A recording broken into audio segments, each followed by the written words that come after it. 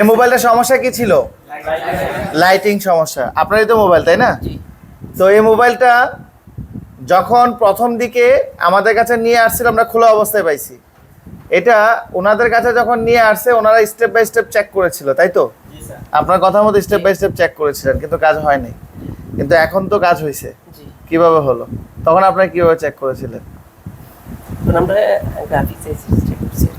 Graphics এবং lighting check করেছেন, কিন্তু তখন হয় না। এখন কেন হলো? বিপিএস লাইটের 3.7 ভোল্টেজটা আসতেছে না, আচ্ছা। এই জন্য এটা কয়েলটা পরিবর্তন করা হয়েছে। আচ্ছা, আপনি এর আগেও তো ট্রাই করছেন। জি। আগে ট্রাই করছেন মুখস্থভাবে, তাই না? এখন কি মুখস্থভাবে আমরা কাজ করব? না। এই যে আমরা এখন এই লাইটিং সমস্যা কাজ করলাম, এটা ডিসপ্লে ড্যামেজ হয়ে গেছে না? জি। ডিসপ্লে কিন্তু ড্যামেজ।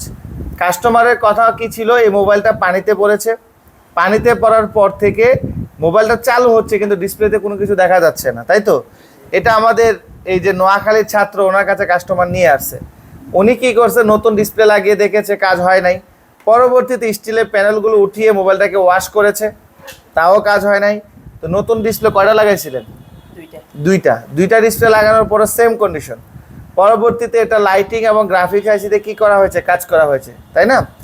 আমরা যেটা দেখতে পেয়েছি, লাইটিং আইসি, গ্রাফিক্স আইসি ঘাটাঘাটি করা হয়েছে। এখন ওনাদের কাছে কাজ হয় না বিদায়, যেহেতু উনি ট্রেনিংয়ে আসবে, তো আমাদের কাছে নিয়ে আসলো। এটাই তো বিষয়। এখন আমরা স্টেপ বাই স্টেপ, এটা কি বেশি সময় লাগছে কাজ করতে? কিন্তু আপনারাও কিন্তু চেষ্টা করেছিলেন। তার মানে বিষয়টা কি? মোবাইল ফোন সার্ভিসিং এর ক্ষেত্রে আপনি যখন স্টেপ বাই স্টেপ কাজ করবেন, অর্থাৎ ধাপে ধাপে কাজগুলো করবেন, তখন কাজগুলো সহজ হবে না কঠিন হবে?